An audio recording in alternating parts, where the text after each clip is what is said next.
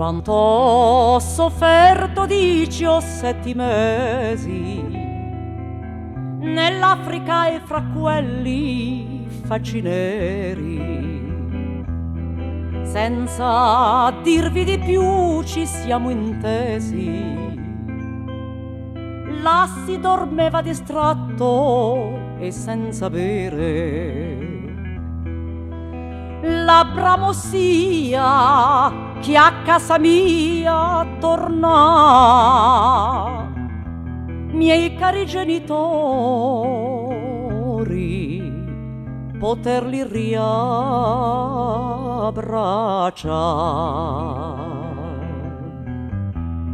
Io non vi so descrivere l'allegria di quando Elio a casa ne fu tornato. Saluto a babbo e mamma, zio e la zia, fratello e la sorella e suoi cognato. Poi dissi: oh mamma, l'annita mia dov'è? Dimmene qualche cosa, la voglio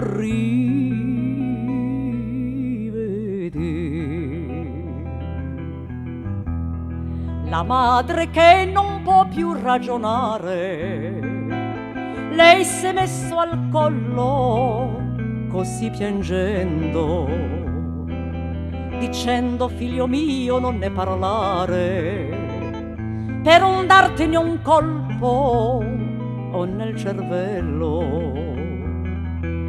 Ma si rivota e poi reincominciò a parlare.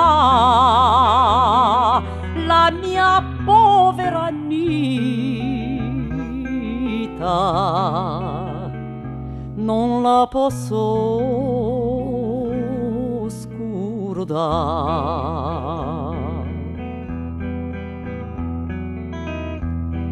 Di notte temponeva al Camposanto, dove sepolta si trovava Anita. Varcò le mura co' socchi nel pianto, scavò la terra in cui propria dita. Li scopro il viso e un salto indietro fa, e poi si ravvicina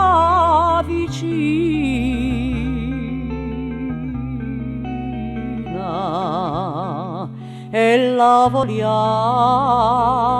abbracciare. Quant'hai sofferto, povera Anita mia, fra quel tempo che tu non mi vedevi. La morte t'ha rapito dal mio petto, nel mentre che tu morto a me credevi. Se in questo mondo io non t'ho potuto amare, ci goderemo in cielo tutta l'eternità.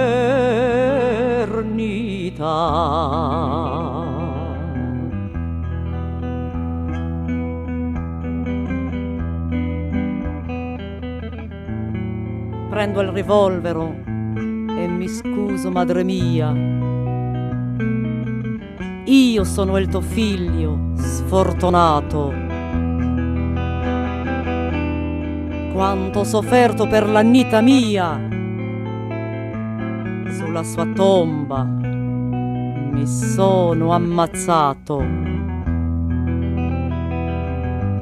Spari le stelle e la luna più non c'è,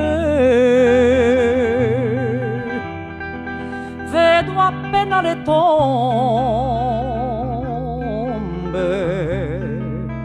che sono intorno a me. Spari le stelle e la luna più non c'è. Vedo appena le tombe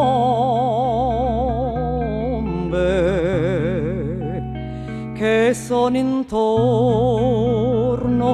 a